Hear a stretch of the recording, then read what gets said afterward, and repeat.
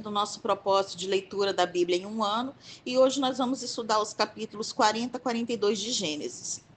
Nos versículos 1 a 4 do capítulo 40, alguns anos depois de José ter sido aprisionado, ele agora já está com 28 anos de idade, e o faraó se irou com dois funcionários, o chefe dos copeiros e o chefe dos padeiros. Em razão da alta posição dos dois, eles receberam certos privilégios, mesmo na prisão, e José foi designado para servi-los.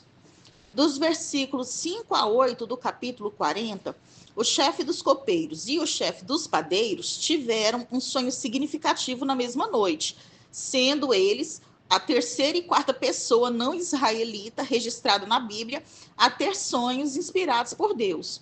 Como vimos antes, Abimeleque e Labão tiveram sonhos inspirados por Deus. Os chefes estavam tristes por não ter ali um intérprete de sonhos, mas José os faz saber que a interpretação de sonhos pertence a Deus e o Senhor lhe deu a revelação dos sonhos dos chefes. Nos capítulos 9 a 15 dos versículos 9 a 15 do capítulo 40, José teve tanta confiança de que Deus lhe deu a revelação correta do sonho do copeiro, que pediu ao copeiro que se lembrasse dele, que o mencionasse a Faraó e que o ajudasse a sair da prisão. A libertação de José era uma questão de justiça, já que ele nada tinha feito de errado. Dos versículos 16 a 19 do capítulo 40, animado com a interpretação positiva do sonho do chefe dos copeiros, o chefe dos padeiros também pediu que José interpretasse o sonho dele, mas a interpretação de seu sonho não era favorável a ele, e assim, como foi a interpretação do chefe dos copeiros, essa interpretação do sonho do chefe dos padeiros também foi dada por Deus a José. Dos versículos 20 a 23 do capítulo 40, os aniversários dos faraós eram comemorados com grandes festas e libertação de prisioneiros. Não se sabe se era festa de aniversário de nascimento ou se era festa de aniversário de sua ascensão, do dia que se tornou rei. O copeiro-chefe e o padeiro-chefe tinham grande responsabilidade em exercer vigilância para frustrar planos de atentado contra a vida do faraó. O fato do padeiro-chefe ter sido executado e o copeiro-chefe não, mostra que havia evidências de falhas do padeiro-chefe. A ingratidão do copeiro-chefe fica evidente no versículo 23, pois ele não falou de José, né? José ficou mais 2 anos na prisão. Agora comecemos a falar do capítulo 41. Dos versículos 1 a 7 do capítulo 41, Faraó era o homem mais poderoso do mundo naquela época, e ele também recebeu sonhos da parte de Deus. Na mesma noite, recebeu 2 sonhos simbólicos, avisando a respeito da fome sobre a terra. Dos versículos 8 a 14 do capítulo 41, Faraó entendeu que os sonhos significavam um problema, mas ele queria entender a natureza exata do problema. Assim, ele chamou todos os magos e sábios da corte para interpretar seu sonho, e não houve quem pudesse ajudá-lo. Só assim, o chefe dos copeiros se lembrou de José e como ele interpretou os sonhos com exatidão. Faraó, então, mandou chamar José imediatamente, mas ele ainda deveria fazer a barba e o cabelo, além de colocar uma roupa de linho, o que era o apropriado para entrar na corte egípcia. Aqui, a mudança na aparência de José refletia também a mudança que aconteceria em sua vida. Sobre a interpretação de sonhos, é interessante comentar que alguns arqueólogos encontraram rolos antigos de orientação sobre interpretação de sonhos. Os magos usavam astrologia e ocultismo na interpretação de sonhos. Nos versículos 15 a 16 do capítulo 41, José já estava fluente na língua egípcia, pois ele estava há 13 anos no Egito, e ele ouviu atentamente quando o faraó lhe contou sobre o sonho. Com humildade, José confessou ao faraó que ele mesmo era incapaz de interpretar o sonho, mas acrescentou que Deus daria a informação pedida. Além de humildade, José também demonstrou coragem ao falar de Deus, pois o faraó era considerado um ser divino. Dos versículos 25 a 32 do capítulo 41, José informa ao faraó que, na verdade, era um sonho só, dizendo 2 vezes a mesma coisa, né? Mas com símbolos diferentes. Reiterou que a fonte dos sonhos era o único Deus verdadeiro e que revelaria o que Deus estava prestes a fazer. Os períodos de abundância e de escassez faziam parte do plano maior de Deus, que consistia em trazer o povo da aliança para o Egito. Dos versículos 35 a 36 do capítulo 41, José aconselhou Faraó a dar 4 passos na preparação do ciclo de 14 anos de eventos futuros, a fim de criar uma reserva de alimentos para os 7 anos de fome. Oferecendo a Faraó conselhos não exigidos, mais uma vez José revela sua sabedoria e sua autoridade como profeta. Faraó percebeu isso e fez de José o primeiro ministro sobre o Egito. Dos versículos 37 a 46 do capítulo 41, Faraó deu a José o nome egípcio de Zafenat-Paneia, que significa Deus fala e ele vive, ou ainda sustentador da vida. Deu também uma esposa de elevada posição social, chamada Azenate. Azenate era filha de Potífera, que era sacerdote de On, ou Heliópolis, o centro de adoração solar no Antigo Egito.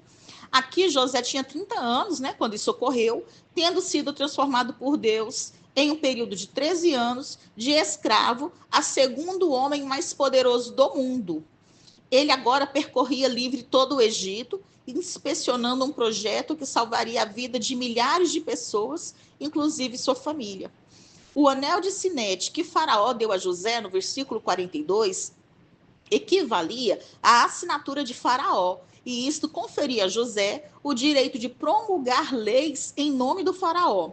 O colar de ouro também ganhado era usado como símbolo de honra conferido aos mais distintos heróis do reino. Dos versículos 47 a 52 do capítulo 41, o Senhor abençoou José também com 2 filhos. Manassés, o primeiro filho, que significa o que faz esquecer, refletindo o fato de que Deus ajudara José a esquecer do seu labor no Egito e na causa de seu pai. E o segundo filho ele chamou de Efraim, que significa fiel, em que confessava a fidelidade de Deus, que Deus fez José frutífero em uma terra onde ele era tratado como criminoso menosprezado. Dos versículos 53 a 57 do capítulo 41, como José havia dito, após 7 anos de fartura, a fome chegou na terra. Faraó orientou que todas as pessoas que quisessem adquirir alimentos deveriam se dirigir a José, e este começou a vender trigo aos egípcios. Todavia, as outras nações ficaram sabendo que o Egito tinha estoque de alimento, e as outras nações começaram também a se dirigir ao Egito para comprar mantimento. Descobertas arqueológicas fazem crer que a fome foi tão severa naquele período na Terra que houve casos de canibalismo. Agora falemos sobre o capítulo 42. Dos versículos 1 a 5 do capítulo 42, Jacó recebeu a informação de que o Egito estava vendendo trigo para estrangeiros. Cabia a Jacó, como chefe do clã, a responsabilidade de procurar o bem-estar de sua numerosa família. Ele tinha o direito de ordenar que os demais homens descessem ao Egito e comprassem trigo. Então Jacó enviou 10 filhos para o Egito, mas poupou Benjamim, ao dizer que era para que não lhe sucedesse algum desastre. Jacó, na verdade, não se esquecera do que aconteceu a José. Dos versículos 6 a 13 do capítulo 42, José permitia a venda de alimento a estrangeiros, desde que não faltasse comida para os egípcios, pois sua responsabilidade principal era com o Egito. Quando os irmãos mais velhos de José se curvaram diante dele com o rosto em terra, eles cumpriram os sonhos proféticos de José, que vimos em Gênesis 37, dos versículos de 7 a 9. José não via seus irmãos há 20 anos, mas ele os reconheceu, pois eles já eram adultos quando José foi embora, enquanto eles não o reconheceram, pois a última vez que eles haviam visto José, ele era um adolescente de 17 anos. Além disso, como oficial superior no Egito, José tinha que ter umas certas características. Ele não tinha cabelo em sua cabeça, usava pintura nos olhos e suas vestes eram caras. José se lembrou de seus sonhos e dos atos dos irmãos e criou um teste para ver se tinham mudado durante os últimos 20 anos. Assim, ele os acusou de serem espiões. Seus irmãos negaram, claro, dizendo que eram todos irmãos, filhos de um mesmo homem, ou seja, membros de um mesmo clã, e não uma união de inimigos preparados para atacar o Egito. Eles estavam tentando afirmar que eram honestos, mas José já havia conhecido a falsidade deles e criou esta estratégia. Dos versículos 14 a 20 do capítulo 42, como parte de seu teste, José ameaçou manter os 9 irmãos aprisionados, deixando que um apenas retornasse a Canaã e voltasse com o irmão caçula Benjamim. O interesse especial demonstrado por José com relação a Benjamim provavelmente decorria de seu desejo de verificar se os irmãos odiavam Benjamim também, como o odiavam antigamente, já que ele, Benjamim, também era filho de Raquel.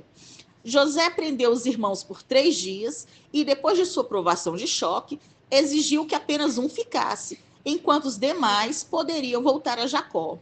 Antes de partirem, prometeram levar Benjamim até José, talvez para se assegurar que o irmão estava bem e que não haviam lhe feito mal.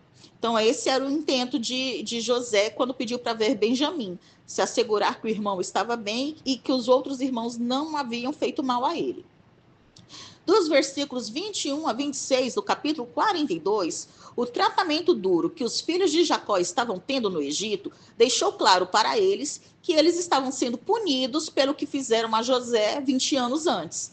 Rúben interpretou a situação que estavam vivendo no Egito como uma prestação de contas por causa do sangue de José, ou seja, ele acreditava que José havia morrido. A defesa que Rúben fizera no versículo 22 pode explicar o motivo pelo qual José escolheu Simeão para ficar e não Rúben, pois Rúben era o mais velho, no entanto, Simeão era o segundo mais velho. Como eles não reconheceram José, falaram em hebraico, sem saber que ele havia entendido tudo. Por isso, José precisou se afastar para chorar. José colocou o dinheiro nos sacos para testar a honestidade de seus irmãos. Se fossem honestos, eles devolveriam o dinheiro. Dos versículos 27 a 35 do capítulo 42, quando os irmãos de José viram o dinheiro nos sacos de mantimentos, ficaram com medo de serem perseguidos como criminosos. Ainda mais, se voltassem ao Egito, poderiam ser presos como ladrões. Ao chegarem em casa, Jacó foi saudado apenas por 9 filhos, e a questão piorou quando Jacó foi informado de que deveria enviar seu filho Benjamim ao Egito se quisesse ter Simeão de volta e o direito de negociar mais comida com o Egito. Dos versículos 36 a 38 do capítulo 42, a recusa de Jacó em enviar Benjamim ao Egito era compreensível, mas não era racional, dado que eles precisariam de mais alimentos do Egito, senão morreriam todos de fome. Rúben, então, oferece seus 2 filhos ao pai, como prova de que vai cuidar de Benjamim, o que para Jacó não adiantaria, pois se perdesse filhos, ele também não iria querer perder netos. Quando Jacó diz no versículo 36, vós me privastes de seus filhos, pode indicar que Jacó desconfiava do que verdadeiramente aconteceu com José e estivesse com medo do que pudesse acontecer com Benjamim. Então, agora encerramos o estudo dos capítulos 40 a 42 do livro de Gênesis.